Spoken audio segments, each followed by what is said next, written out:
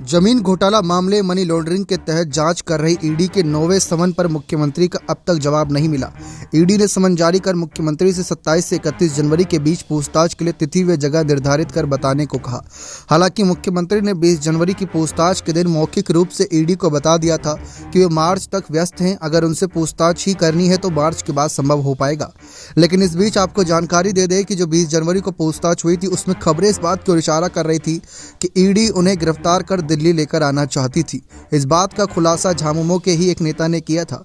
जानकारी अभी दे तो ईडी ने मुख्यमंत्री की मौखिक जानकारी को नजरअंदाज करते हुए समन वापस दिया है और इसी माह पूछताछ के लिए एक तिथि निर्धारित कर बताने को कहा। ईडी को सीएम के जवाब का इंतजार है। पूर्व के 8 समन के बाद मुख्यमंत्री ने 20 जनवरी को मुख्यमंत्री आवास में ही ईडी को पूछताछ के लिए बुलाया था।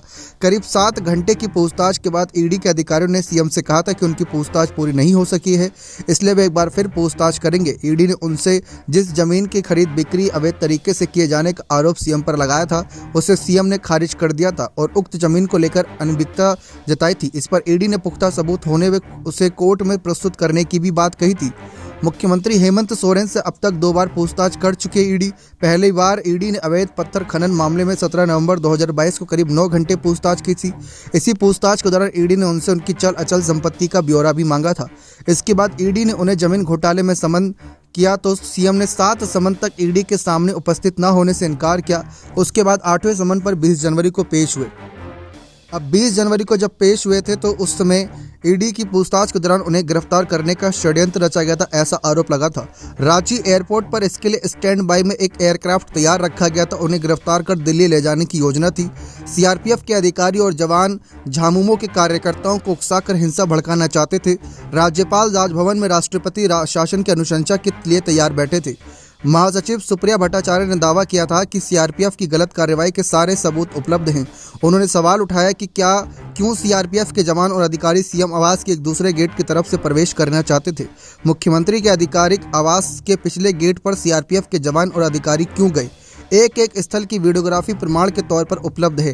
क्या वजह है कि बगैर जिला अधिकारी के बुलाए सीआरपीएफ आ गई। सीआरपीएफ के जवानों ने सीएम हाउस के पास झामुमो कार्यकर्ताओं को उकसाने की कोशिश की। उनके विरुद्ध प्राथमिकी की जानी चाहिए। जिला प्रशासन ने ईडी के अधिकारियों को पूरी समीक्षा सुरक्षा दी। 2000 जवान तैनात किए गए थे। जी हां, उन्होंने कहा कि सुरक्षा में कहीं कोई चूक नहीं हुई। उन्हें 9 गाड़ियों की कारकेड के साथ सीएम आवास लाया गया। इसके बावजूद सीआरपीएफ कहां से आ गई। सीआरपीएफ के आईजी कमांडेंट के विरुद्ध तत्काल एफआईआर दर्ज किया जाए। उन्होंने कहा कि ऐसा व्यवहार अस्वीकार्य है। वे झामुमो के कार्यकर्ताओं को भड़काना चाहते थे। कार्यकर्ता ने धैर्य का परिचय दिया। लेकिन जैसा कि यहाँ पर बड़ा खुलासा था कि 20 जनवरी को ही हेमंत सोरेन को गिरफ्तार करने की साजिश रची जा रही थी। जब उसमें नाकामयाब हुए तो अब फिर से एक बार समन भेजकर पूछताछ के लिए बुलाया गया है।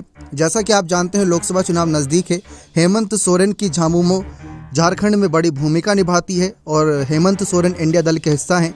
विपक्षी पार्टी कई नेताओं ने कह रखा है कि हेमंत सोरेन के बाद केजरीवाल, तेजस्वी यादव ऐसे बड़े नेताओं के नाम फंसेंगे जो ईडी के शिकंजे में गिरफ्तारी के कहीं ना कहीं कगार पर पहुंचेंगे। क्या आपको भी लगता है कि सचमुच केंद्र सरकार इन नेताओं से डरी हुई? तो अपना कमेंट सेक्शन में अवश्य रखिएगा। बहुत बहुत धन्यवाद।